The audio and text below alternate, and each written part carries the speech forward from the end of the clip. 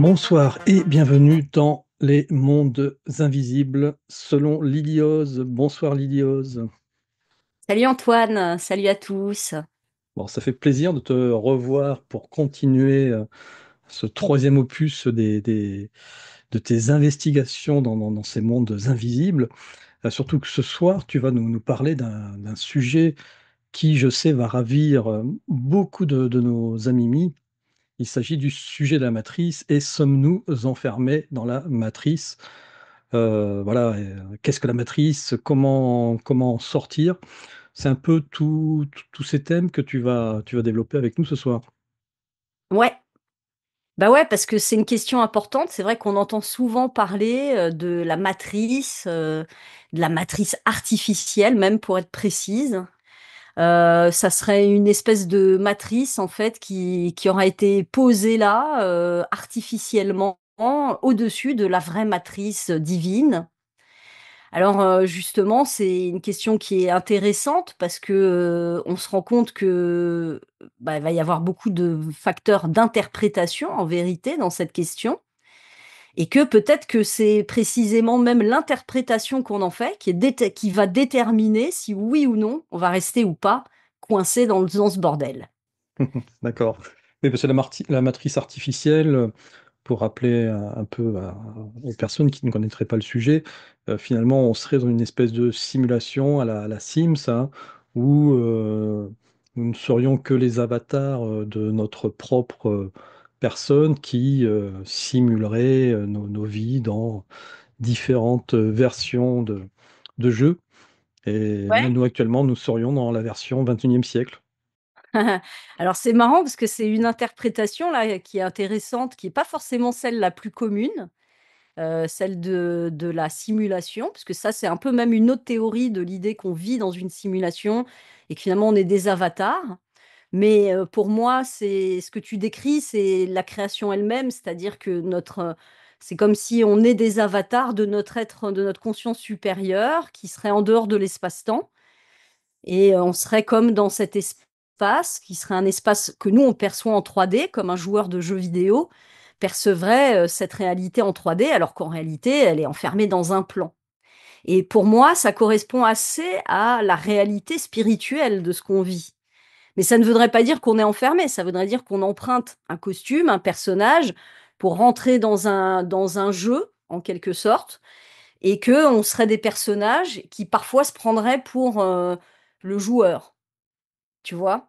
Donc moi, l'idée de la quand j'entends, la matrice artificielle, je fais référence plutôt à des visions très noires, conspirationnistes même, hein, que les gens peuvent avoir ou, quelque part des entités extraterrestres, des reptiliens ou des archontes qui seraient des espèces d'entités très puissantes, qui appartiennent à des plans supérieurs, auraient enfermé l'humanité pour se nourrir de son énergie, donc de ses peurs, de ses blessures, de ses traumatismes et un petit peu à la Matrix en vérité, plus Oui. comme dans Hmm. Matrix, tu vois? Ouais, ça, c'est l'autre version, effectivement, plus black et peut-être plus difficile, parce que l'objectif n'est pas du tout le même, hein, entre Ah entre les bah, deux on est bien matrices, celle que d'accord. je viens de décrire et celle-ci. Hmm. Et ben justement, c'est de ça qu'on va parler parce que on voit bien qu'en fonction de comment on analyse la question, comment on l'interprète, ça va conditionner énormément de choses. Donc pour faire un petit rappel déjà très succinct de effectivement cette vision très noire qui, à mon sens, on va s'en rendre compte est absurde, voire même contre-productive, c'est intéressant de revenir rapidement sur ce que ça veut dire, hein, sur la vision qu'on en a.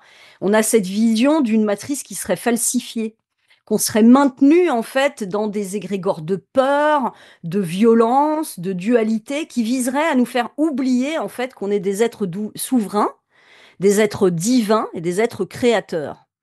Évidemment, on peut considérer la matrice comme justement aussi il y a ça dans Matrix, comme cette idée que on est des créateurs aussi avec notre conscience et qu'on peut on peut hacker cette matrice en se rappelant tout simplement, grâce au souvenir en fait, hein, que nous sommes des êtres créateurs souverains et qu'on est là dans un espace de virtualité et que notre vraie conscience est immortelle.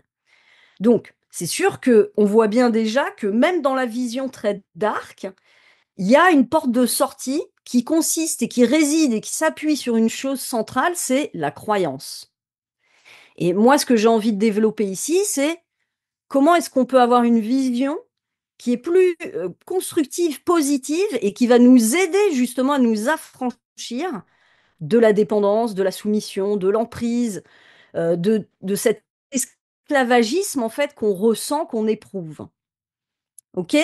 Donc pour bien comprendre, c'est dans l'idée de cette matrice falsifiée, en fait, les entités qui contrôleraient cette matrice nous obligeraient quelque part, ils maintiendraient dans l'incarnation par un système de faux karma et qui nous pousserait à nous réincarner, on ne pourrait plus accéder au plan divin. C'est ce que supposent certains qui sont les plus dark et qui vont voir les choses de manière la plus sombre.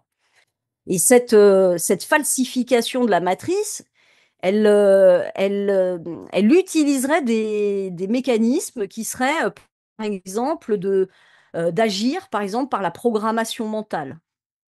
La programmation mentale, les croyances limitantes, l'illusion de la séparation, la peur de la mort, par exemple. Ça pourrait aussi, agir sur nous de façon émotionnelle, par une forme de polarisation comme, c'est-à-dire la culpabilité, la honte, la victimisation, mais aussi les traumatismes non résolus et d'espèces de cycles donc karmiques artificiels, soi-disant. On pourrait aussi, selon cette vision-là, considérer qu'on est, comment dire? Maintenu dans une forme d'aliénation par, des technologies, comme les implants, par exemple, hein, les implants énergétiques ou bien des champs électromagnétiques, des fréquences aussi dans l'environnement, les ondes, les médias et cetera, qui auraient une influence qui nous conditionnerait en vérité. Évidemment, il va s'ajouter à ça le niveau qu'on pourrait appeler le niveau astral, donc qui serait un espèce de niveau intermédiaire et qui rejoint aussi la théorie de la conspiration sur Blue Beam, tu vois. C'est-à-dire qu'il y aurait des faux guides, des plans astrales qui seraient contrôlés. Le plan astral, c'est le plan qui est invisible pour nous et qui est aussi le plan en fait, de l'invisible de la Terre et dans lequel il y aurait les revenants, par exemple, les entités spectrales, les démons, etc. Et donc, dans cette vision-là d'une matrice falsifiée, c'est que des peuples, des consciences supérieures, extraterrestres, hein, dans la plupart des théories, auraient pris le contrôle de la Terre en maintenant artificiellement l'humanité dans des postures involutives. Alors évidemment, dans ce contexte-là, bah, on va créer des dogmes aussi, des religions, par exemple, très denses qui vont, amener à de la séparation, qui vont donner le sentiment de l'impuissance et qui vont séparer l'être de sa souveraineté. C'est un peu comme si on a construit un Dieu très lointain, très extérieur et que, bah, finalement, nous, on est très impuissants à agir, tu vois? Évidemment, là-dedans, bah, on a oublié notre nature divine et galactique, on va se percevoir comme des êtres limités, isolés, avec un monde extérieur extrêmement hostile, et puis on va être coupé quelque part de nos corps de lumière. Alors évidemment, on peut imaginer, on peut l'interpréter comme ça, on peut percevoir des forces négatives qui nous oppressent, Antoine, hein, c'est évident. Mais on comprend quand même que quelque part, pour sortir de cette matrice, qui est en fait une matrice de pensée, hein, c'est-à-dire que même dans une vision très noire comme ça, on comprend que on va nous insuffler des représentations qui ne vont pas nous conduire en fait à l'affranchissement. Et donc, on comprend qu'il faut dépasser en vérité ce niveau d'interprétation précisément pour sortir de la matrice. Tu vois, pour moi, dans le cheminement de ce qu'on pourrait dire, l'éveil, la prise de conscience, on va passer par 3 grandes étapes. La première étape, c'est quand on est un enfant, quand on est jeune, quelque part, bah, on est captif de tous les héritages, toutes les interprétations, toutes les croyances qui nous ont été communiquées par la société, par nos parents. On croit tout simplement à ces constructions sociales comme étant des vérités. On pourrait dire qu'on est là dans une espèce d'âge naïf qui croit en la bienveillance d'un système, tu vois? Et puis le 2e étage, la prise de conscience, qui va arriver derrière, c'est: «Waouh, en fait, c'est pas exactement bienveillant». Il y a une révélation quelque part sur les manipulations. Alors qui sont des manipulations qui sont pas toujours d'ailleurs, volontaires. C'est-à-dire que les gens qui disent: «Ah, on nous ment pour tout», on peut aussi se dire qu'on est juste ignorant. Tu vois? On n'est pas obligé tout de suite d'être dans une paranoïa où: «Ah, les élites savent ce secret», alors que, bah, non, peut-être pas, tu vois, en fait? Et qu'il y a une habitude, il y a une croyance commune, il y a une évolution des pensées qui fait qu'à un moment donné, bah, cette pensée domine et cette croyance, s'efface par rapport à une autre. Donc la 2e étape, c'est vraiment une étape nécessaire qui va nous permettre de remettre en cause les modèles qu'on nous a, donnés dès l'enfance, en vérité. Mais ceux qui s'arrêtent à ce niveau-là sont certains, pour moi, hein, dans ma vision évidemment, d'échouer. D'échouer dans, on va dire, le dépassement des limitations. La 3e étape qui, selon moi, est nécessaire, c'est d'arriver à comprendre qu'on doit dépasser ça, cette colère en vérité, cette révolte contre l'injustice. Évidemment, elle est là, on doit l'accepter quelque part. On doit dépasser notre condition, humaine en vérité, cette condition qui est lourde, pour entrer en reliance vraiment avec notre propre divinité. Et en fait, précisément, c'est le moment où on va commencer à remettre du sens, c'est-à-dire à comprendre pourquoi. Pourquoi on vit ça? Quel est le but de ça? Comprendre qu'on est donc souverain et qu'on a une dimension créatrice dans notre conscience et que quelque part, ce qu'on perçoit comme un ennemi est en réalité une épreuve, un obstacle qui va conduire à notre dépassement, donc à notre apprentissage, à notre évolution. Et peut-être que justement, on peut percevoir les choses comme des matrices qui sont en réalité des matrices comme des écoles, des matrices de gestation, on va le dire, qui ont pour but de nous permettre d'accéder à des niveaux supérieurs et que dès le moment où on a accédé à un niveau supérieur, bah, en fait, on n'a plus besoin de cette matrice, on rentre dans une autre matrice. Parce que, bah, Antoine, on va s'en rendre compte, eh ben, on est un peu comme dans Inception. C'est-à-dire que tu te réveilles d'un rêve, mais en fait, pour rentrer dans un autre niveau de rêve, qui est une autre matrice de réalité avec des lois physiques différentes, avec des contraintes, des obstacles et des ennemis différents, avec des prises de conscience différentes, avec des niveaux de maturation différentes, mais qui sont toujours en fait au sein d'une matrice qui est en fait l'univers. Hein, l'univers, il a plusieurs couches et il y a donc une matrice dans la matrice, dans la matrice, dans la matrice, dans la matrice. Et l'ultime réveil, bah, c'est le moment où tu es redevenu une seule grande conscience universelle, où quelque part tu as fusionné avec l'éternel. Hein. Et donc, il faut bien comprendre que pourquoi c'est nécessaire de dépasser ces visions-là, parce qu'elles sont très paranoïaques, qu'elles nous rendent impuissants, qu'elles vont nous polariser, c'est-à-dire dans des visions où tu as les gentils d'un côté, les méchants de l'autre. Et donc il y a des victimes et il y a des bourreaux. Donc ça nous maintient dans des postures accusatoires aussi. Et cette accusation, elle n'est pas porteuse. Tu vois? Dire: «C'est la faute de l'autre si moi», ça veut dire on est soumis à l'influence de l'autre. Et ça n'a rien de souverain. On va se rendre compte qu'être souverain, c'est arriver à une espèce d'autonomie affective, énergétique, psychique, qui va nous, rendre impassibles face aux influences extérieures.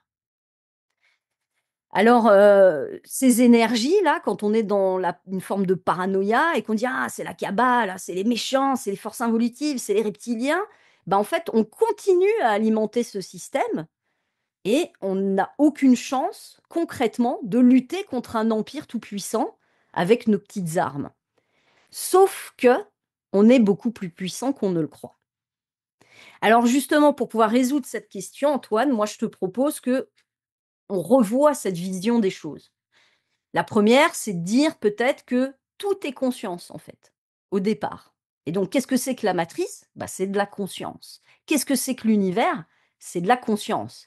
Et qu'en fait, notre conscience individuelle et collective, nos consciences, sont des consciences multidimensionnelles. C'est-à-dire qu'on a une conscience qui est ici, dans cette incarnation, mais on a aussi d'autres plans supérieurs dans lesquels notre conscience va s'incarner, hein, elle va se projeter dans différentes couches dimensionnelles.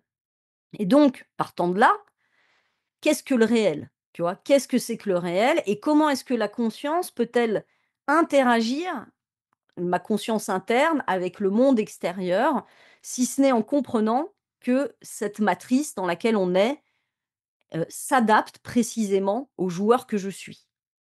Donc c'est un peu comme si je suis dans un jeu vidéo où ce qui va se passer, les événements qui vont s'organiser vont répondre à mon appel intérieur et inconscient d'expérience et d'épreuve quoi, quelque part. Donc tout est conscience. Le monde extérieur, en fait, il n'existe pas. Il est le reflet, en vérité, de la conscience et c'est précisément notre conscience qui détermine la réalité. Tout est ici et maintenant. Il y a pas un ailleurs, il y a pas tu vois? Rien n'est nulle part en vérité et tout est là. Donc c'est ça le grand paradoxe. Donc à l'échelle, collective, on est dans une réalité qui serait co-construite par nos consciences qui croient des tas de choses et qui, dès le moment où on le croit, eh ben, ça devient une réalité. Et c'est un peu comme dans Matrix, si je crois que je meurs, alors je meurs. Si je crois à la mort, tu vois? Quelque part. À l'échelle individuelle, eh bien, c'est toutes mes expériences, mais aussi mes relations à l'autre, que ce soit, ma famille, mes amis, mes amours, eh bien, elles vont répondre à des besoins intérieurs de révélation personnelle, de compréhension de mes cadres de référence, de mes limitations, mais surtout de mes blessures, de mes problématiques, en fait, de mes distorsions. Je donne un exemple de ça. Si on m'a abandonné dans l'enfance, eh bien, je vais avoir tendance à croire que je ne peux avoir confiance en personne, que je ne suis peut-être pas digne d'amour. Même si je le crois inconsciemment, c'est suffisant pour le manifester. Et à mes dépens, eh bien, je continuerai à nourrir cette croyance parce que l'esprit humain adore renforcer sa croyance. Il se renforce dans cette croyance, il se confirme, il ne va pas se contredire. Et donc, c'est un effort de la pensée qu'on doit faire pour aller à l'encontre de nos croyances premières. Donc, pour comprendre ça, il faut qu'on revienne à cette idée que qu'est-ce que c'est que cette matrice conscience? Parce qu'on va l'appeler matrice conscience en vérité, c'est matrice conscience, comment elles sont structurées et quelle en est la dynamique. Donc, on comprend bien, en fait, on a l'univers, c'est la plus grande des matrices. Cette, matrice univers, elle va inclure des matrices, par exemple, de systèmes, galactiques. Donc il va y avoir des groupements de galaxies qui vont avoir une conscience, elles aussi, qui vont évoluer conjointement. Puis ensuite, on va avoir des consciences galactiques. Donc notre galaxie, elle a sa propre conscience et elle génère son champ de manifestation. Ensuite, on va avoir des systèmes stellaires. Donc comme nous, avec notre système solaire, le Soleil, il a une conscience et il va générer son champ d'expérience aussi en développant sa conscience à travers des planètes. Donc là, on va avoir des consciences planétaires qui sont à l'intérieur de ces systèmes. Et dans les consciences planétaires, on va avoir des consciences, d'espèces, donc par exemple la conscience humaine, qui elle-même va être découpée en lignées, en familles, en tribus, et puis qui elles-mêmes vont être constituées à partir de consciences individuelles. Donc c'est les poupées russes de la conscience et des matrices, la matrice individuelle dans les matrices collectives et ainsi de suite, jusqu'à tout en haut, en vérité, c'est-à-dire l'univers. Alors, il faut comprendre que pour qu'on se dise bien qu'est-ce que c'est, cette matrice et comment elle est constituée, qu'on pourrait faire un schéma, une représentation en 10 plans de conscience. Le premier plan, par exemple, c'est évidemment le néant originel, le point zéro. C'est le moment où la conscience, elle n'a pas pensé. On imagine que là, au centre de notre univers, il y a une grande conscience qui va émettre une pensée et qui va émettre donc une fréquence, une vibration. Et c'est cette fréquence, cette ondulation qui va faire fluctuer le vide et qui va générer la création, le regroupement de la matière en différents endroits. Un petit peu comme si, avec la cinématique, on joue un son sur une surface avec du sable et on voit bien que le sable va s'organiser en fonction de la fréquence. Donc ça, c'est le premier plan, le point zéro. Le deuxième plan, qui est juste Donc dans ça, c'est la couche première, d'accord? La deuxième couche, c'est le plan supraluminique. Alors le supraluminique, qu'est-ce que ça veut dire? Bah, c'est le lieu de la pure lumière.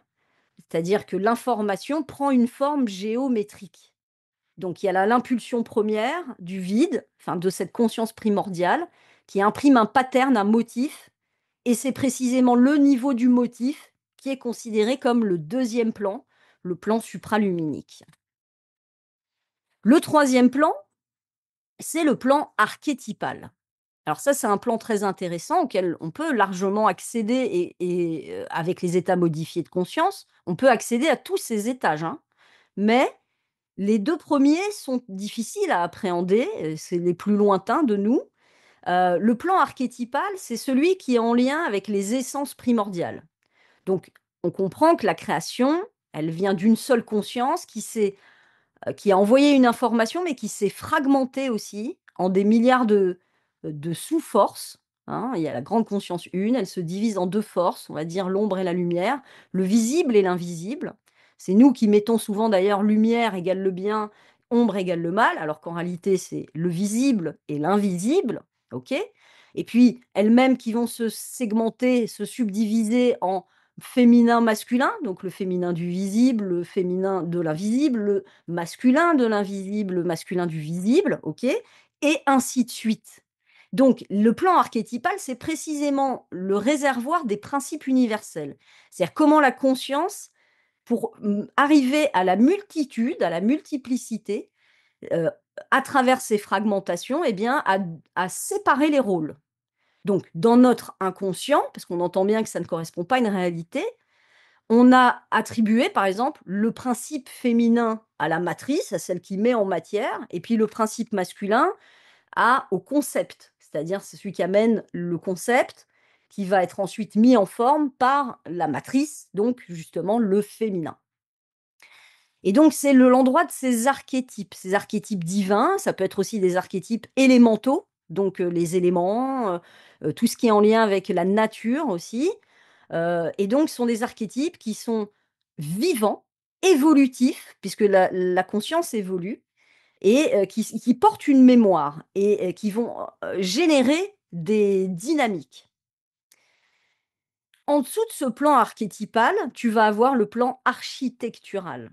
Et là, on rentre sur des consciences qui pourraient être des créateurs d'univers, des créateurs de vie, des créateurs de monde, des designers du vivant et des écosystèmes.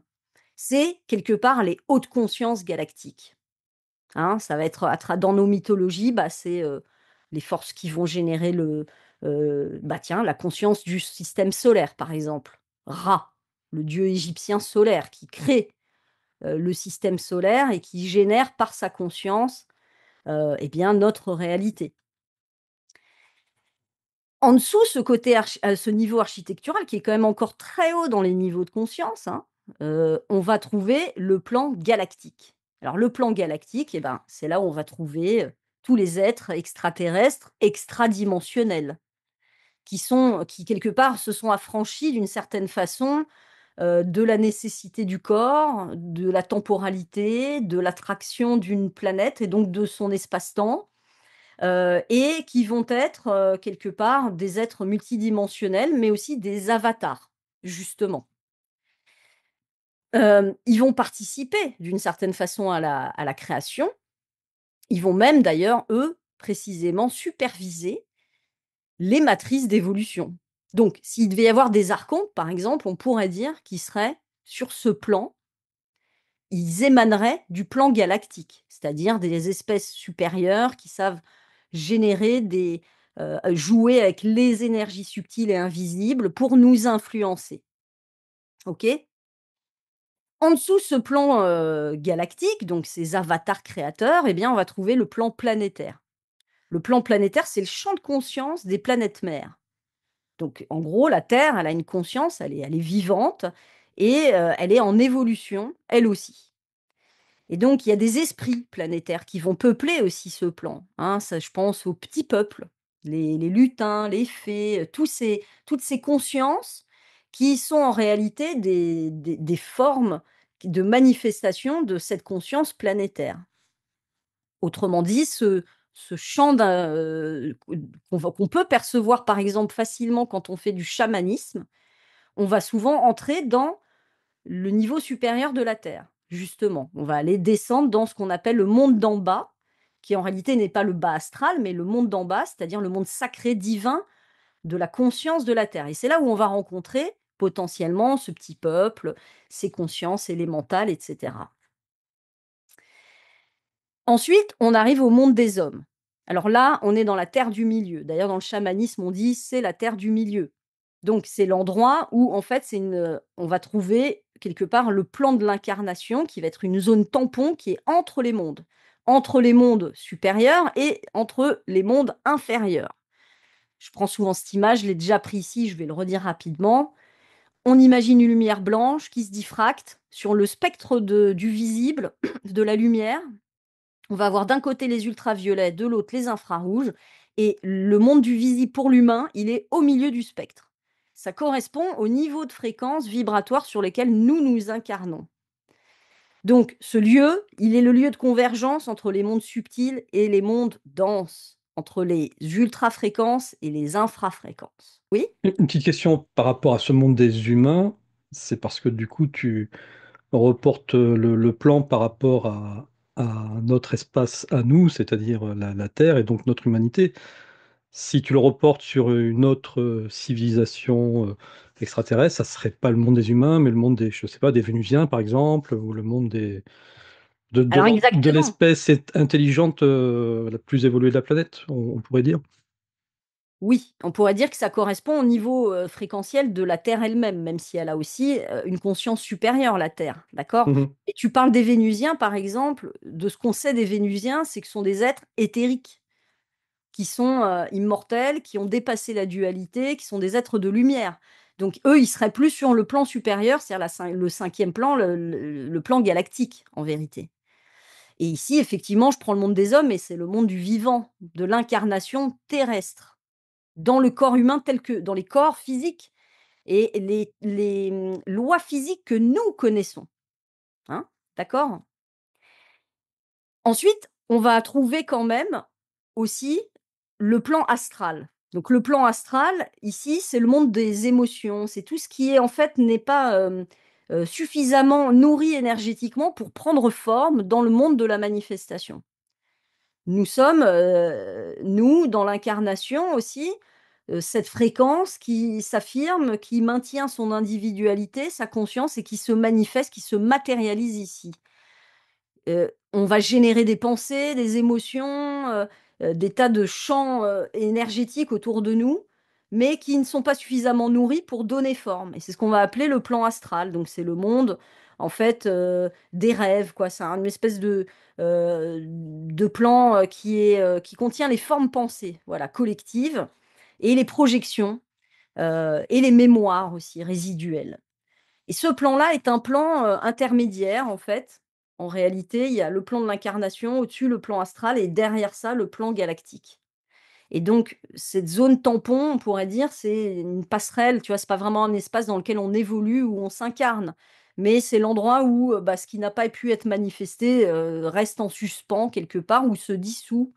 Et c'est là le concept aussi de la matrice artificielle qui serait soi-disant installée en 4D par ces archontes qui seraient donc dans le plan astral pour nous influencer sans qu'on le voie dans l'invisible, nous soumettre des tu vois, venir nous parler à l'oreille, et puis nous maintenir dans des systèmes de pensée très basiques qui, eux, leur permettent de se nourrir puisqu'ils n'ont pas assez d'énergie pour vivre. Ils ne sont pas des créations de la source, en vérité. C'est ça que ça veut dire.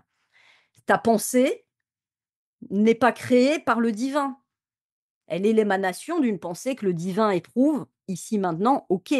Mais elle n'est pas, une âme, elle n'est pas une conscience. Donc en fait, un égrégore, plus on va lui donner d'énergie, d'attention, plus on va le nourrir, plus il peut se matérialiser sous une forme impalpable qui serait une forme pensée.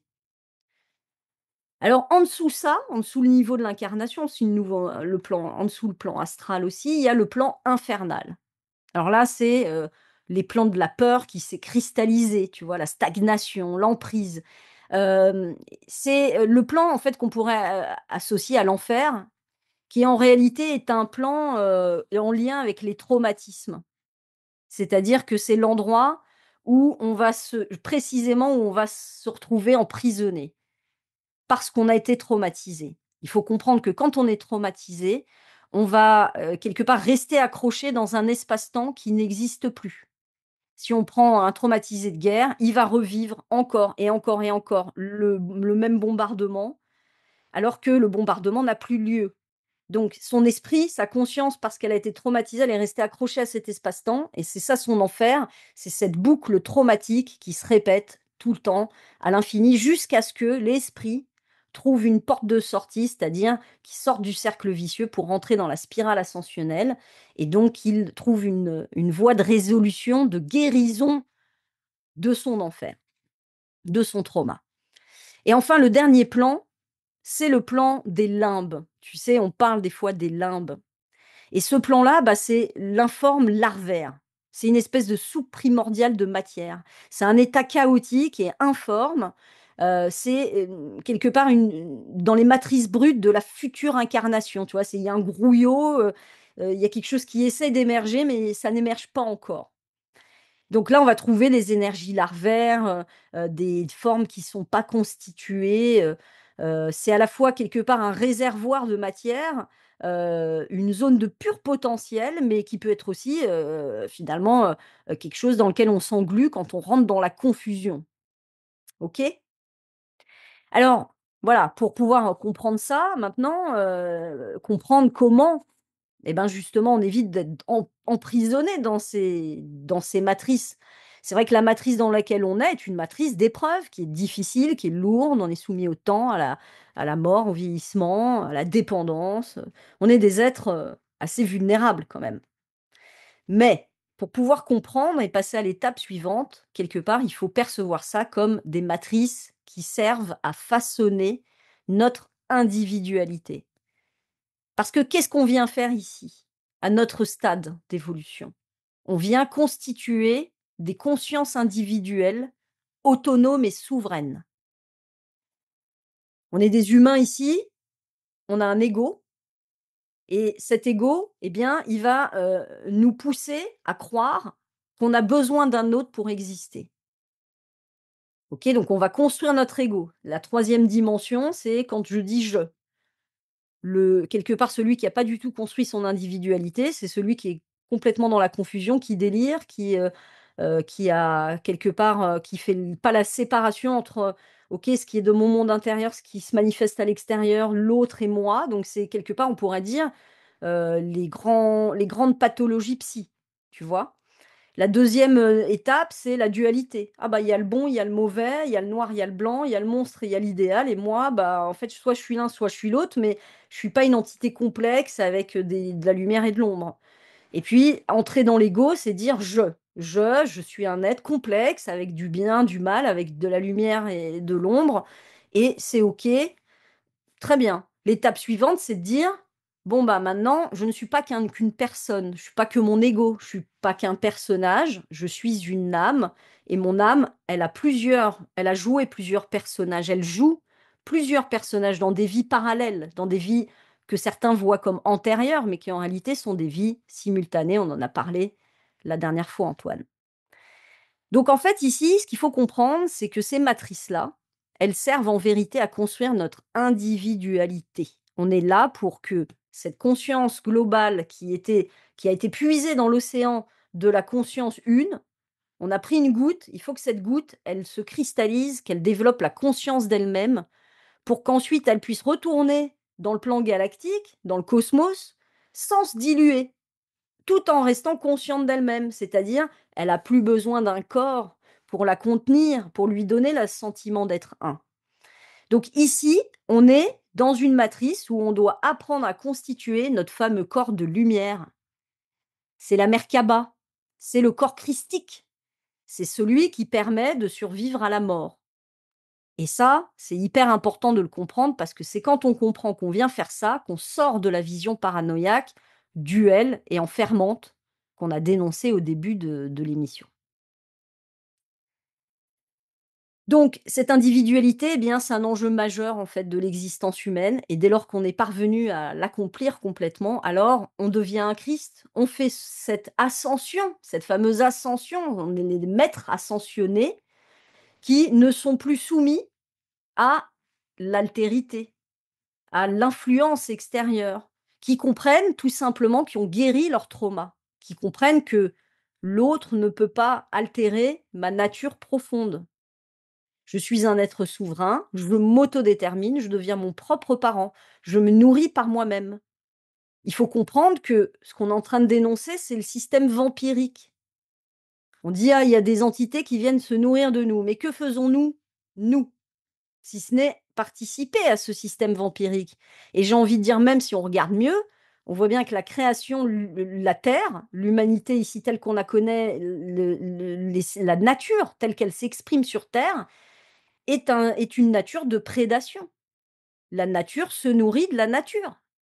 Il n'y a pas une espèce sur terre qui est souveraine énergétiquement, c'est-à-dire qui se nourrit de lumière. Alors tu vas me dire, il y a les gens qui font qui se nourrissent du Les prana pranas? là, Mmh. comment on les appelle? Les respiriens. Bon, ça reste à démontrer. Moi, je veux bien que certains aient atteint ce niveau de conscience et sincèrement, s'ils l'ont atteint, bah, c'est magnifique et ils sont là peut-être pour nous prouver que c'est possible. En tout cas, vu qu'on crée ce qu'on croit, c'est sûr que tant qu'on croit qu'on est vampirisé, qu'on a besoin de vampiriser les autres, mais pas que. Tant qu'on croit qu'on doit sauver l'autre aussi, qu'on a un pouvoir en fait d'action sur l'autre et que l'autre a un pouvoir d'action sur nous, alors on est enfermé dans cette croyance et on n'est pas souverain.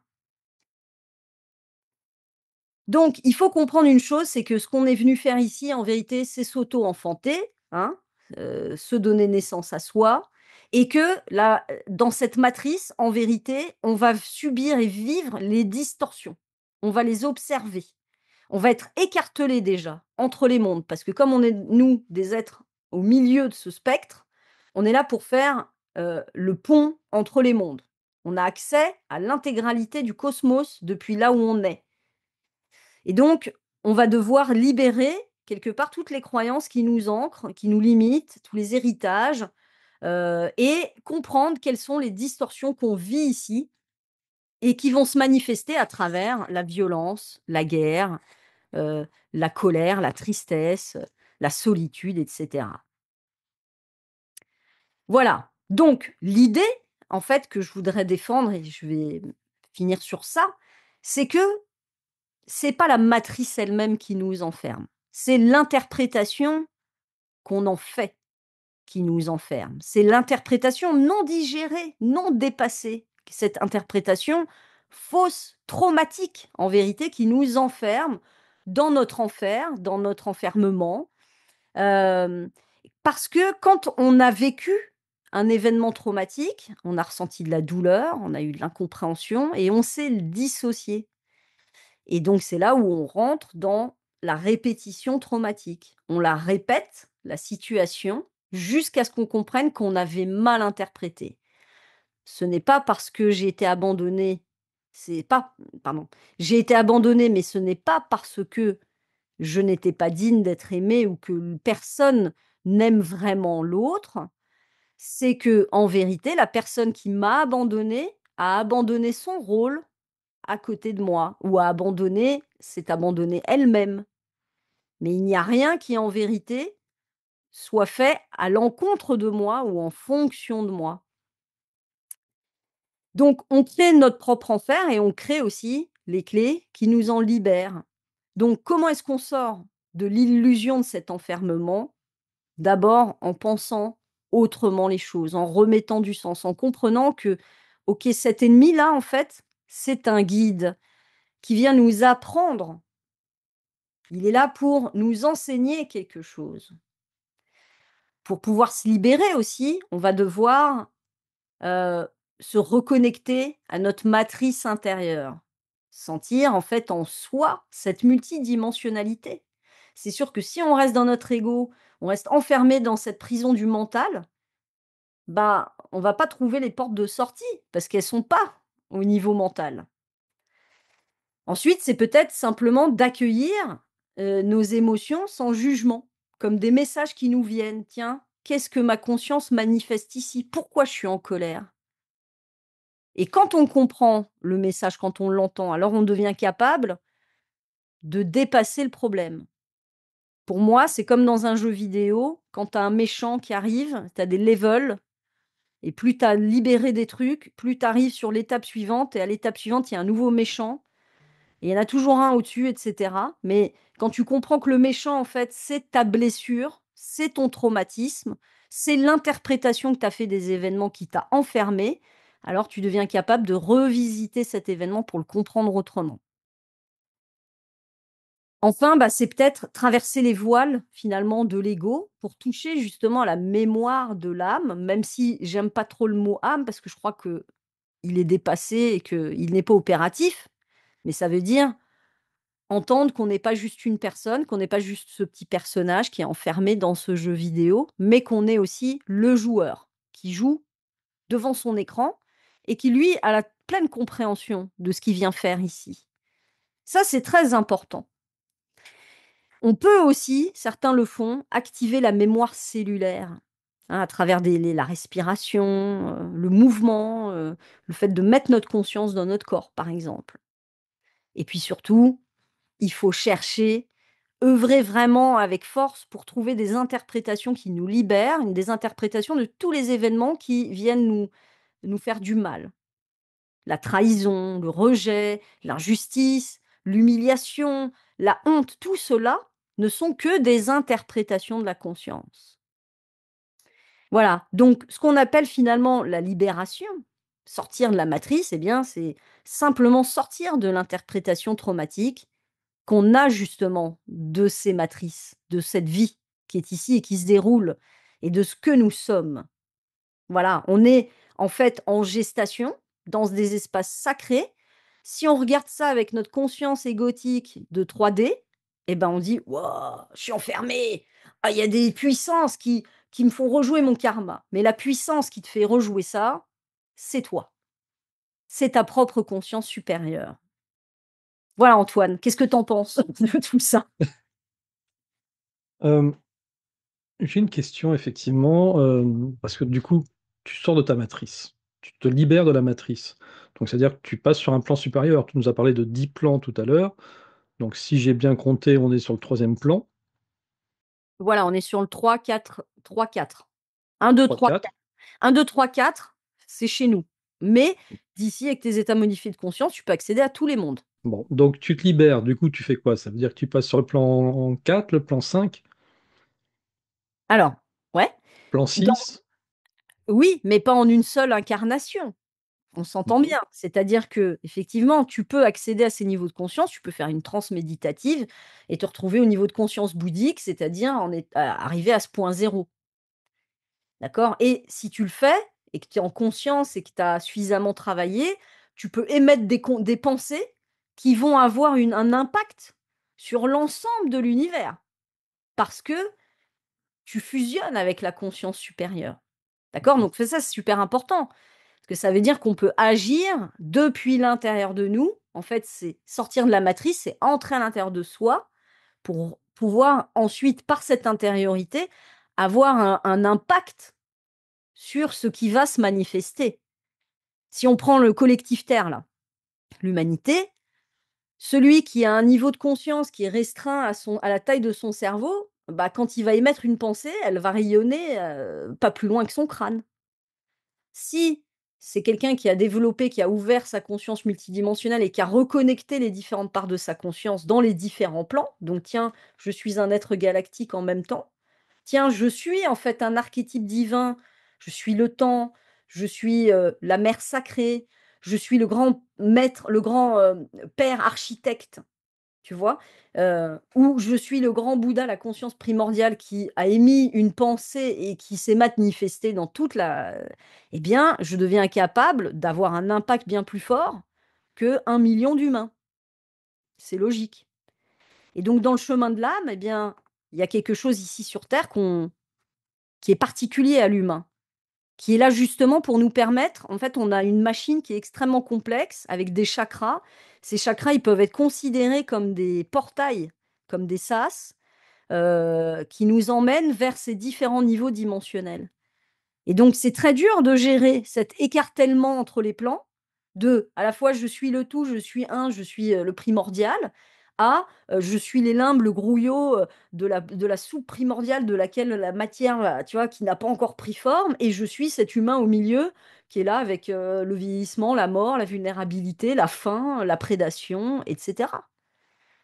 Donc, ici, on est venu pour travailler à l'évolution de la conscience humanité d'une manière générale et pour refaire le pont entre les dimensions. Mais le jour où on trouve un homme, pour le moment, on ne l'a pas encore vu, peut-être parce qu'il y a pas assez, on n'a pas assez de maîtres ascensionnés sur Terre pour nous permettre de complètement basculer, de switcher, tu vois, comme un truc qui fait hop, et que bah, ça y est, on n'a plus besoin de la mort, parce que plus personne n'y croit, et donc plus personne ne meurt, quelque part. En même temps, on n'a pas envie de rester enfermé dans ce plan-là, pour le coup. Moi, c'est ce que je pense. Ta conscience, elle est déjà immortelle, elle peut naviguer à la vitesse de la pensée, elle peut créer des univers, juste en riant, en jouissant. Alors, est-ce que, ce niveau-là d'expérience est celui dans lequel on a envie de rester? Hmm. Vaste question. Ouais. Et je vois quand même toujours pas le. Parce que j'ai l'impression dans ce que tu nous expliques, c'est que finalement, on reste tout le temps bloqué au niveau humain. C'est-à-dire que on développe notre conscience, nos niveaux de conscience, donc on va dans des strates supérieures, mais finalement, on est toujours rattaché à notre humanité. Quand est-ce qu'on s'en débarrasse de cette humanité? Quand est-ce qu'on passe Ah! sur le step supérieur? Et puis, quels vont être du coup les nouveaux pièges? Parce que forcément, on aura un nouveau piège. Donc, quand est-ce qu'on devient une planète, quoi, une conscience planétaire? Mais moi, je pense que tu es déjà une planète, qu'on est déjà une étoile, qu'on est déjà une conscience, galactique et cetera. C'est la même conscience. Simplement, c'est ces consciences unifiées qui sont venues créer des petites individualités, elles se sont fragmentées. Donc en fait, la conscience du soleil, elle est en nous, mais elle s'est fragmentée en des milliards et nous, ce qu'on doit faire, c'est se rappeler. On doit se rappeler pour pouvoir nous-mêmes réatteindre ce niveau du Dieu créateur. C'est-à-dire qu'ultimement, on se débarrasse quand de notre humanité? Bah, quand on a quitté le corps humain. On ne peut pas en faire autrement. Par contre, l'humanité, elle a potentiellement, dans le futur, d'autres formes de manifestations ou peut-être même parce qu'il y a pas de futur, il y a pas de passé, tu vois? Il y a que du présent en vérité, donc quand on prend un Vénusien, il a une tête humaine. Donc on pourrait considérer que l'humain du futur, c'est le Vénusien.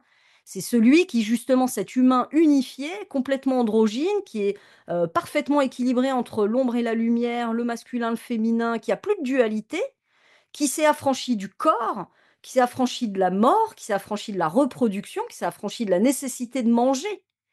C'est-à-dire une pure conscience cristallisée, un être de lumière qui peut naviguer dans le cosmos de façon éternelle. Donc moi, je crois que c'est ce qu'on vient construire et que c'est quelque part ces Vénusiens sont la preuve. Quelque part, on est le passé, nous, vis-à-vis d'eux, tu vois? On est ce processus qui est en cours d'évolution. On est dans des matrices de gestation et en fait, notre conscience, elle est venue observer ce qui s'est passé et je vais aller plus loin, pour créer Dieu. Cette grande conscience, elle se crée autant qu'elle nous crée et nous la créons autant que qu'on se crée. C'est-à-dire que tout se passe en même temps, vu qu'il y a pas de temps. Et c'est ça qui est très dur à comprendre. C'est que la créature que nous sommes, il y a le créateur, OK? Et ce créateur, en fait, il est en cours de création à travers la créature que nous sommes. Et tout ce qu'on vit de dur et terrible, c'est justement pour devenir ce grand créateur, cet être absolu, qui est déjà, puisqu'il y a pas de temps, et qui lui-même enfante des créatures pour se créer lui-même.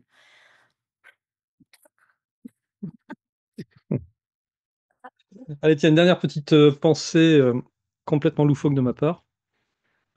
Imagine que tu crées une expérience complètement pas du tout éthique, hein, on est bien d'accord, l'expérience que je vais vous décrire, où tu mets un enfant dans un environnement où il va être complètement conditionner justement par des pensées positives. C'est-à-dire que tu vas le conditionner, lui faire croire que la mort n'existe pas, que la maladie n'existe pas, que la souffrance n'existe pas, et tu vas le conditionner que sur des choses complètement bénéfiques. Parce que si on regarde bien, nous, depuis notre tendre enfance, on est conditionné finalement par la souffrance, la mort, la religion, etc. Donc si tu mènes cette expérience-là, est-ce que et donc tu lui fais croire que la vieillesse n'existe pas? Du coup, est-ce que cette expérience arriverait à démontrer que finalement cet enfant, tant qu'il n'aura pas été corrompu dans ses idées et qu'il n'aura pas eu l'idée que la mort puisse exister, que la vieillesse puisse exister, etc., est-ce qu'il ne vieillira pas? Est-ce qu'il ne souffrira pas? Est-ce qu'il ne mourra pas? Alors, c'est une très bonne question. Moi, je pense que pour cette expérience, si on pouvait la faire vraiment, oui, elle le prouverait. Parce que je crois vraiment à cette idée que l'esprit est créateur. Et je crois que tout est conscience et qu'il n'y a pas de réalité, qu'on crée quelque chose qui est quantique. OK? C'est-à-dire que dès le moment où il y a un switch de la conscience, la réalité se remplace et modifie immédiatement. Sauf que, il est impossible de faire cette expérience. Pourquoi? Parce que nous entrons dans un champ de conscience qui nous préexiste. L'humanité, quand un enfant il naît, on peut se dire, tu vois: «Ah, il est vierge, il n'a aucune information», mais c'est faux. Parce que l'ADN, c'est une énorme carte mémoire, déjà, premièrement. Qu'il y a les consciences transgénérationnelles, il y a l'inconscient, il y a l'humanité elle-même, l'instinct de l'espèce. Tu vois? Qu'est-ce qui fait qu'un bébé, spontanément, il se met à marcher? Qu'est-ce qui fait que quand il naît, il va vouloir téter immédiatement? Donc il y a une mémoire qui est préétablie, qui est codée déjà. Donc là, ce qu'on dirait, c'est juste si on recommence tout, on érase tout, on vide la mémoire cache, tu vois? Il y a plus de conscience, il y a plus de conscience humanité, on recommence à zéro. Et par contre, cette fois, on essaie de faire en sorte que ça part pas en couille. C'est compliqué parce qu'on est dans un niveau de une dimension qui fait qu'on a oublié volontairement, tu vois, qu'on était le grand tout, pour pouvoir devenir des individus, pour pouvoir construire notre fragment individuel. Et donc forcément, c'est très difficile, on est dans une co-création. Et c'est pour ça d'ailleurs, je pense qu'il y a pas encore vraiment d'immortel. Contrairement à ce qu'on nous dit, on nous a parlé du comte Saint-Germain, mais enfin il est mort quand même, tu vois? Donc il est évident qu'il y a des choses extraordinaires. On voit des cas de guérisseurs incroyables, hein, qui guérissent des foules juste en disant: «Vous êtes guéris». Donc quand on arrive à être à un niveau comme ça, on sait aujourd'hui, ça a été démontré qu'on est capable, que la conscience elle a une capacité d'influence sur la matière. On sait qu'on est à un lien quantique, tu vois, entre notre conscience de l'observateur et la manifestation qui s'exprime. Donc partant de là, oui, on a toutes les raisons d'y croire. Mais comme dans Matrix, est-ce que l'esprit est assez fort pour s'affranchir de cette croyance fondamentale et de ne pas mourir au moment où il meurt dans la matrice? Parce que même Neo, il n'y arrive pas à ça. Tu vois? S'il meurt dans la matrice, il meurt sur son siège. Pourquoi? Parce qu'il est tellement pris dans cette conscience, dans ce champ d'information collectif, que s'en affranchir reviendrait en fait à modifier les lois de la physique. Et ça, c'est ce qu'on est en train de faire, progressivement. Moi, c'est ce que je crois. Je crois que progressivement, on est en train d'évoluer notre conscience pour aller vers cette conscience galactique. À l'heure d'aujourd'hui, on croit que, quelque part, on accède, par exemple, à la physique quantique, et ça va avoir un impact sur notre compréhension de qui nous sommes. Et en fait, les sciences, l'évolution des sciences sont le reflet de notre déploiement. Donc on n'a pas fini le travail, on n'a pas fini, on n'est pas encore, abouti complètement, mais on peut espérer que d'un coup comme ça, d'un seul, tout d'un coup, ce qui était invisible devienne complètement visible et on se rend compte que c'est déjà en train de se passer, Antoine. Tu vois? De plus en plus de gens, pourquoi maintenant on parle de ces connexions extraterrestres, extradimensionnelles? Pourquoi les gens maintenant commencent à en parler? Parce que on évolue et que tout d'un coup même, ça devient quelque chose qui rentre dans le champ du réel de plus en plus de monde.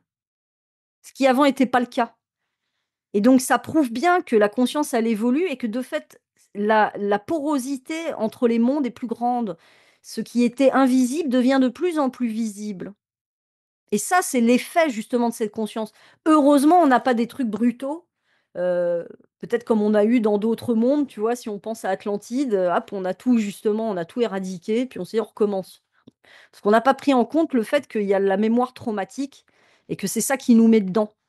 Et donc pour moi, en fait, ici, on est venus tous travailler à nettoyer la mémoire traumatique pour pouvoir enfin, justement, se libérer du passé et définir des nouveaux paradigmes.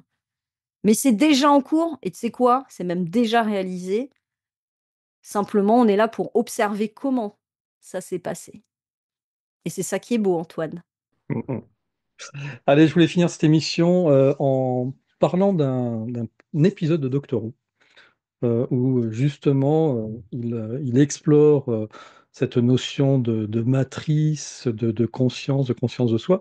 Et pourquoi j'y ai pensé? Parce que donc là, on enregistre aujourd'hui, on est le 7 mai, au niveau du Vatican, ils entrent en plein conclave, hein, parce que vous n'êtes pas sans savoir que le pape est mort.